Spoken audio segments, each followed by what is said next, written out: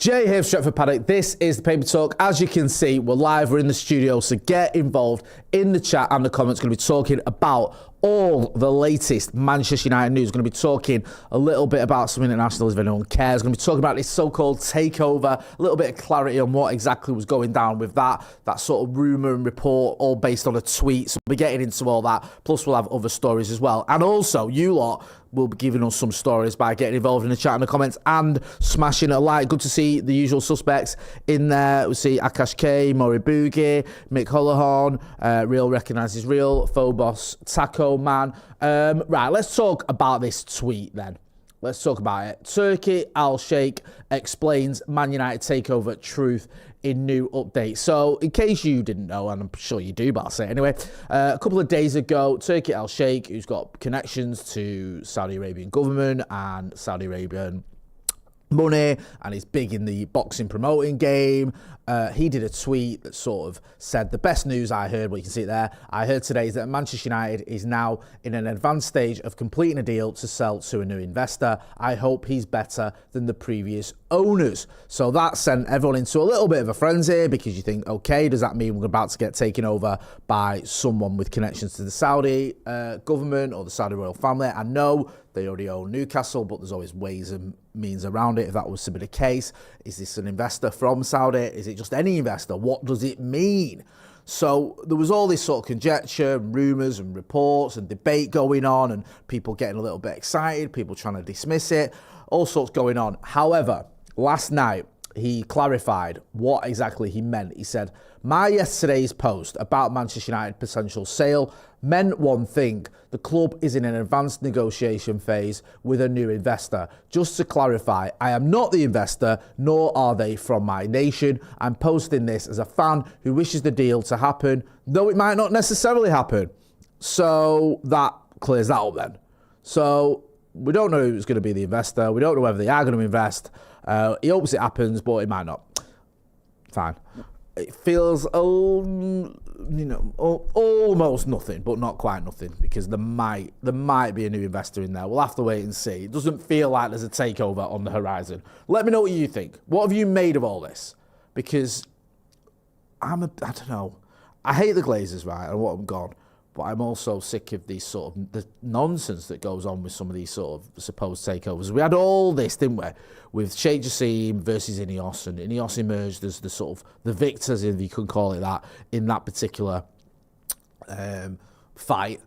Now we're in this stage where Sir Jim Ratcliffe, I think, could potentially buy more shares, or that could be a long-term option for him.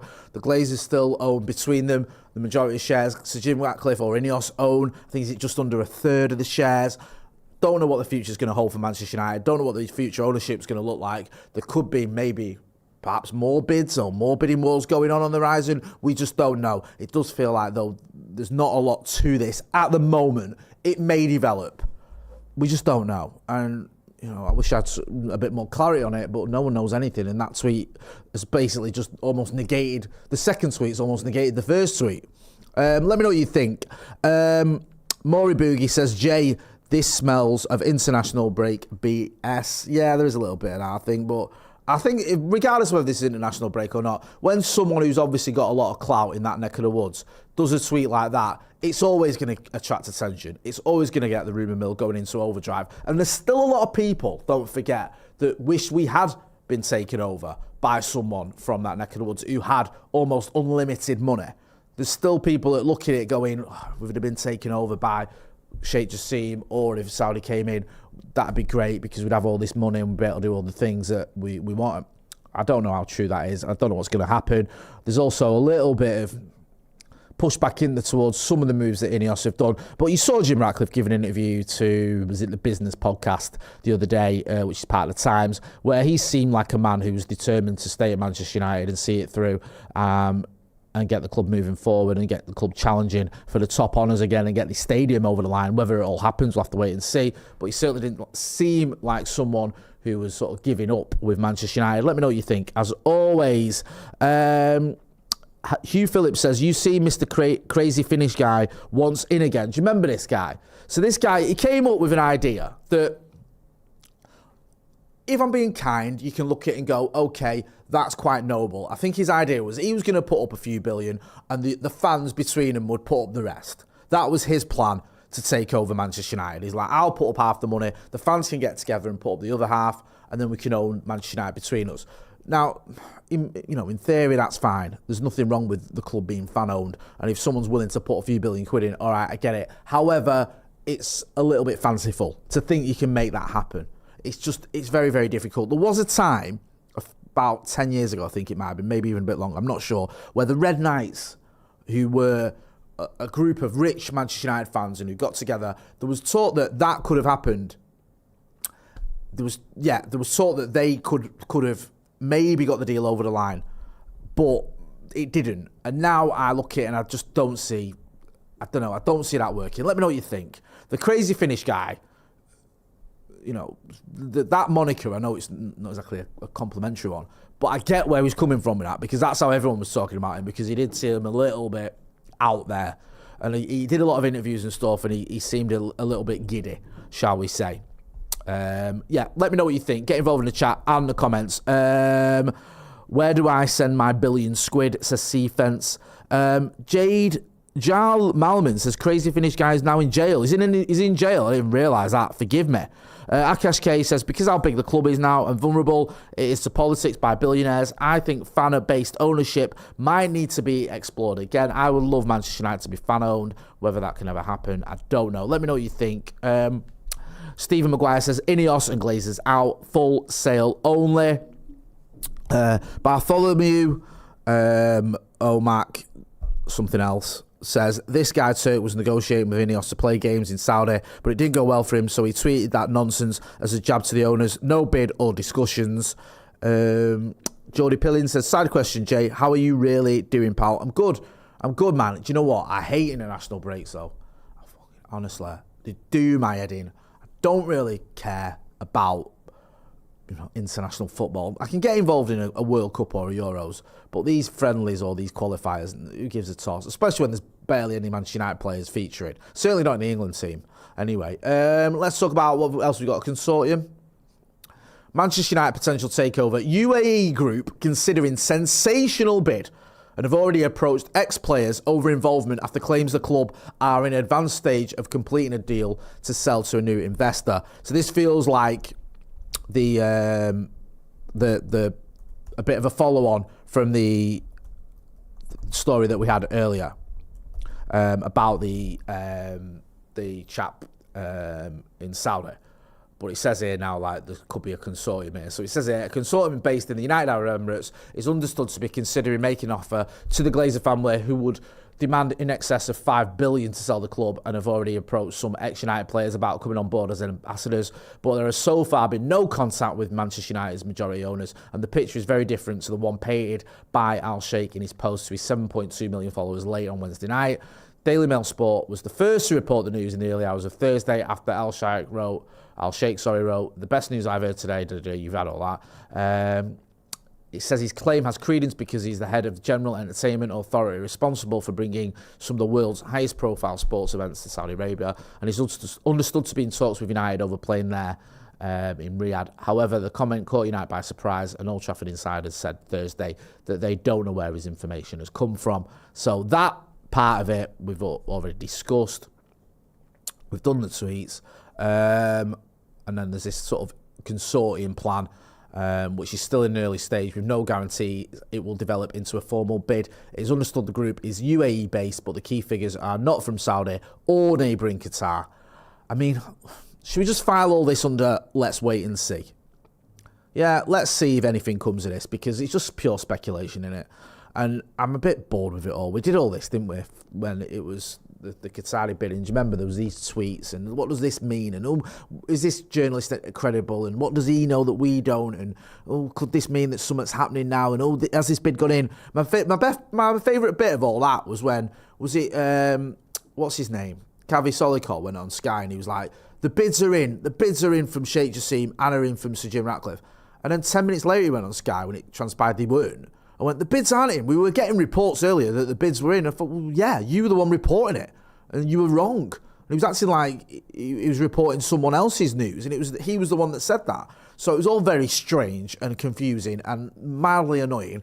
But we got to the place where Ineos are now minority shareholders, but calling the strings or pulling the strings, calling the shots and pulling the strings, not calling the strings and pulling the shots. So we'll see what happens, but at the minute, I'm not holding my breath for anything. Let's talk about something completely different, as Monty Python used to say. Let's talk about Tyrell Malacia. Yeah, he's going to leave the club next summer. Fabrizio Romano said on his YouTube channel, Malacia, despite returning to training with the first team at Manchester United after a crazy window where he had several opportunities, he's not going to sign any new contracts and will leave the club for sure 100% in 2026. Yeah, that is the least surprising news I've ever heard about Manchester United Football Club. I don't think anyone thought or thinks Tyrell Malacia will sign a new deal. Look, I do have a little bit of sympathy for Malacia.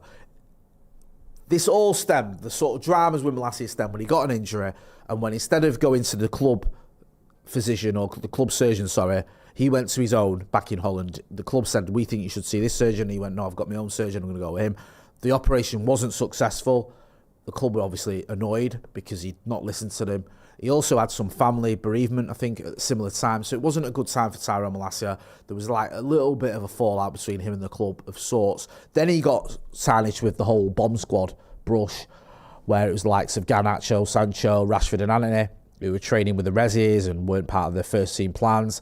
It did feel a little bit harsh, though, because he wasn't really causing problems. He wasn't someone who wasn't applying himself or wasn't trying to get into the team or wanted to move away. He was just someone who probably was surplus to requirements. And let's not forget Malacia. He was never brought in as a big money signing who was going to go straight into the first team. When he was brought in as backup to Luke Shaw. And he kind of did that job very well for that first season. When he got games, when he played against likes of Liverpool, likes of Arsenal, likes of Southampton, Leicester, you saw him come into the side after those initial 2 games where the team struggled and Luke Shaw was dropped. And Malacia did well. He wasn't perfect, so you could see he had flaws to his game. You could see he's probably not at the very top level. Probably not at a level where you'd say, okay, he's a starter for Manchester United. But he was certainly a decent backup option. And I hope he gets a move. I wish him well. I don't have any sort of ill feeling towards Tyrell Malacia. Just wasn't quite good enough, and he certainly wasn't good enough where if you have an injury that maybe takes a little bit out of you, that you can still be good enough for Manchester United. Let's talk about Mkhitaryan and Jose. Henrik Mkhitaryan reveals how Jose Mourinho forced him out of Manchester United. So I presume this is some sort of interview with Henrik Mkhitaryan. So I don't know who he's been speaking to. We can maybe get into it. Oh, right. So he's got a new autobiography out. My Life Always at the Centre. Very nice. So he's at Inter still. So he's talking about how he snapped one day with Jose. He says, Henrik Mkhitaryan revealed that after months of criticism, he finally snaps during one heated exchange. I told him, you've been criticising me for a year and a half now, ever since I arrived at Manchester United. Mourinho told me I was SHIT, and I just lost my temper. Said, you are the shit. An enormous one. According to Mkhitaryan, Mourinho's response was swift and brutal. Get out of here. I never want to see you again. From then on, their relationship deteriorated further, with the Portuguese reportedly messaging him nightly via WhatsApp, pleading, Mickey, leave, please. He replied with the same response, I will leave if I find the right team, otherwise I'll wait for the summer. This is like some sort of romantic melodrama, isn't it? You're the shit, mate, an enormous one. Please leave. I'll leave when I want. I'll leave when I find someone else who's better than you, which won't take me long. But as January approached, Mourinho's message changed. Mickey, please leave. That way I can get Alexis Sanchez. The eventual swap deal saw Mkhitaryan move to Arsenal and Sanchez arrive at United in one of the most hyped and ultimately disastrous exchanges in recent Premier League history. It was a shambles, wasn't it? That swap move. I think it was a shambles for everyone. I don't think Arsenal particularly got much out of Henrik Mkhitaryan, and we certainly didn't get anything out of Alexis Sanchez, arguably the worst signing in Manchester United's history, pound for pound. It says Sanchez struggled to replicate his Arsenal form, scoring 5 goals in 45 appearances while earning 450k a week.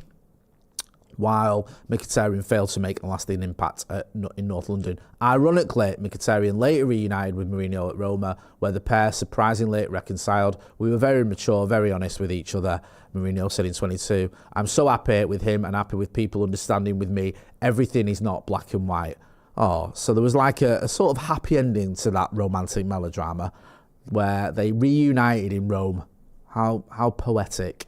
Yeah, all a bit bizarre, isn't it? We knew it didn't quite work out with Henrik Mkhitaryan. He did a decent job in the first season in the Europa, if you remember, during that Europa League run. He played some... Did he score in the final, Mkhitaryan? Pogba got one. Did Mkhitaryan get the other? I should know, I was there. But my memory of it isn't what it should be. I just remember that he played a big part in that run. Yeah, he did. He scored, didn't he? I thought he did. Memory's shocking. But it didn't work out ultimately. There was a few good moments. Remember that scorpion kick as well. But yeah, very, very funny. Let me know what you think of all that if you care. Get involved in the chat. Yeah, Mick Holland says, yeah, he did. Jibak Sahu, says, this is Jose at his finest. Toxic Pro Max. Murray Boogie says, that whole story sounds like a Hallmark Channel love movie. It does, doesn't it? It does feel like that. Oh, God.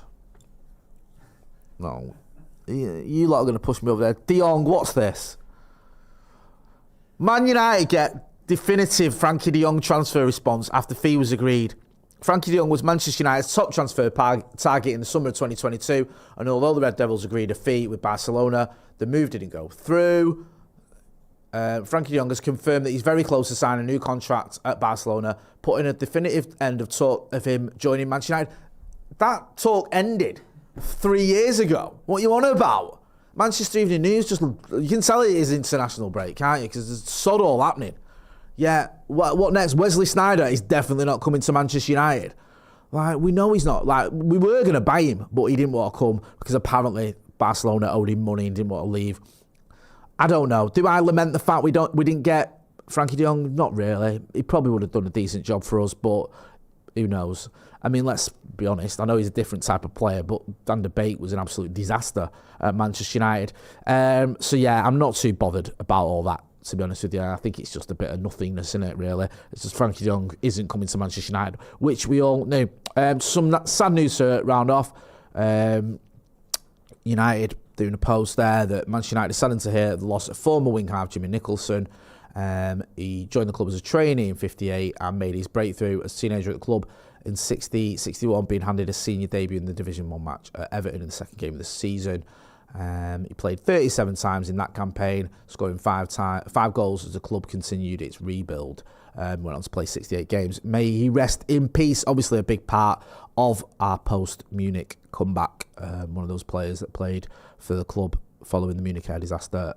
So thoughts with his friends and family. Going to be back later on today with The Brew. We've got a special guest for that one. So make sure, if you're not doing so already, you are hitting like, share and subscribe. Check out the Paddock merch as well. Got some merchandise.